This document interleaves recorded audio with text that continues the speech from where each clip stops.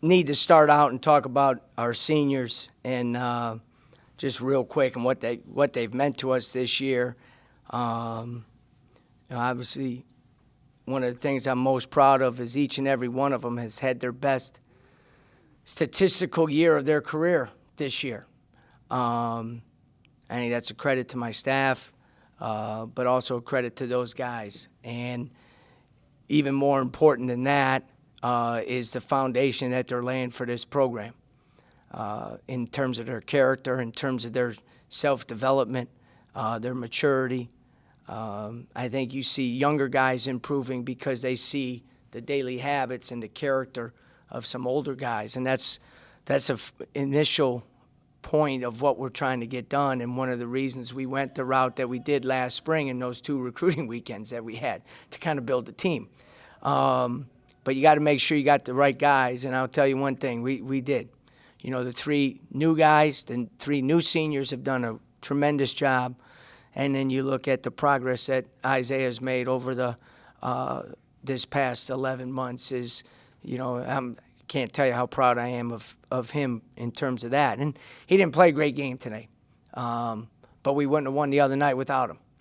And we wouldn't have won on the road at Tulane without him. And, you know, just different things like that. So really proud and happy for those guys to end it. Those guys get to walk off this court in the Sun Dome with a great crowd. I appreciate the crowd. Feeling really good about, you know, now they're disappointed because they wanted more. But as I told them, you can't build this thing on sand. It's got to be on a rock, and those guys have been a rock for us. And down the road, when we're celebrating great success, we're going to look back at those guys and understand they were a key part of that. So pleased with that. In terms of the game, you know, we started out like it was senior night and the emotions were a little too high. And that's happened. Yeah, I've been through it enough to see it and to recognize it. But we played well the last 4 minutes of the first half and then really came out with great energy in the second half. Total team victory. A lot of guys played well. A lot of guys did some things that we need them to do. You know, and the last couple games, you know, we had been playing better. We really have. This second half of the league, we've played better. And at the same time, we haven't maybe come away with the wins that we wanted. But you could see the progress, and there's no doubt you look at our team, and you look at our team and break it down to individuals. Guys have done a tremendous job of collectively getting better and individually getting better.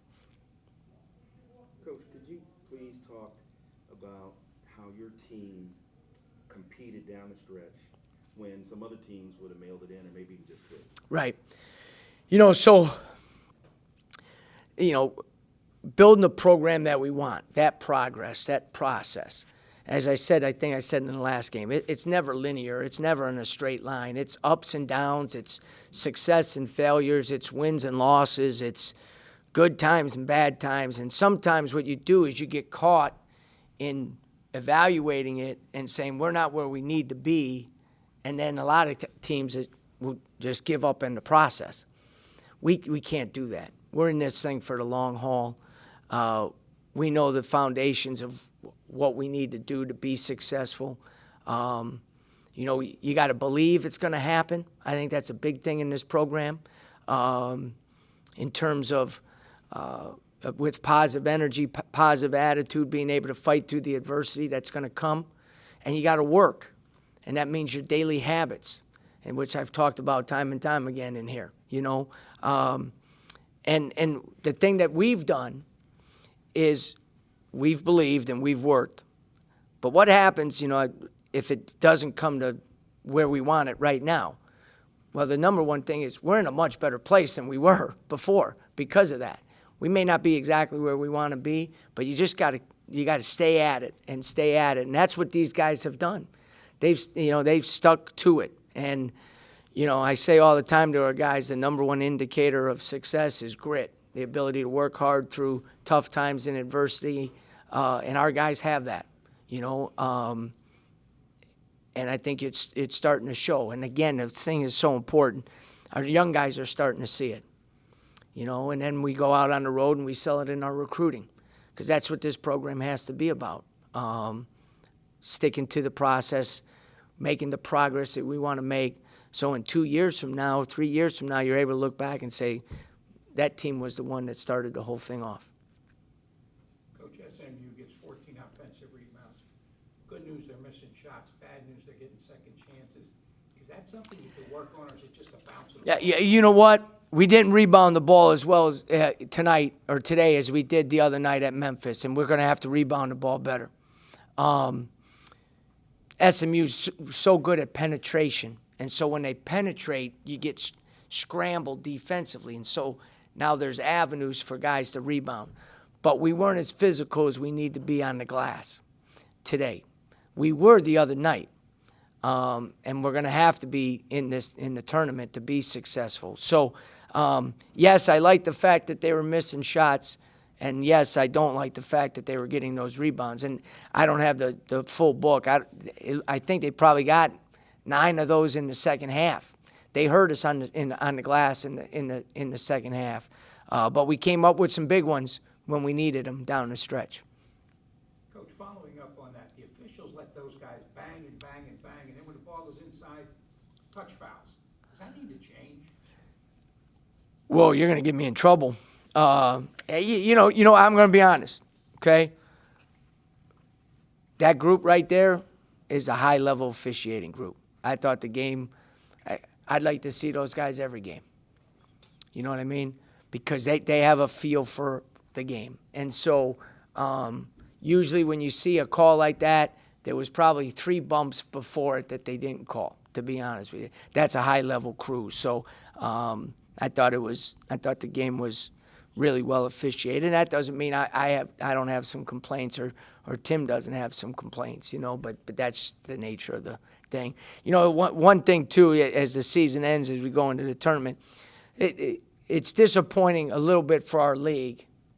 And here's the one. When we played SMU the first game, Peyton didn't play and David was injured, coming off an injury. So we're a different team than what we showed up in Dallas. Well, they're a different team now too, because they got 2 guys out, okay? And that's it's. I feel bad for our league as a first-year coach in this league. We're a 5 or 6 big league this year, with the 3 teams that are in Cincinnati, Wichita State, and Houston. But when we played SMU and they were at full strength, they were an NCAA caliber team. Now, I know they lost those 2 guys. They're still good. You know what I mean? They still got high-quality players. And then Central Florida is the same thing. They've lost, obviously, Taco. They lost, the kid was hurt early, but Johnny's son. Those, and then Temple has been up and down. But that's 6 teams where 5 of them are getting in. And it's hard when you go through injuries because our league needs that. And we're going to get to that point. You start looking around the league and looking at the young players like a David Collins and a Justin Brown and guys like that. This league's going to get to the point where we're having 6 teams legitimately or more in the NCAA tournament, and we're going to get there one day as well. You mentioned David Collins, 18 of his 21 points in the second half. I think he missed 2 shots. Yeah. He scored in double figures 8 of the last 9 games. Should he be on the conference all-rookie team? Yes, and I'd be hard-pressed not to say he's the Rookie of the Year, to be honest with you. You look at statistical analysis, he's had as good a freshman year as anybody in the league, and statistically probably better. I think he's second in scoring. I think he's first in field goal percentage. I think he's first in assists. I think he's first in steals. He's had as good a year as any freshman around, and again, he's had as big an impact as any freshman.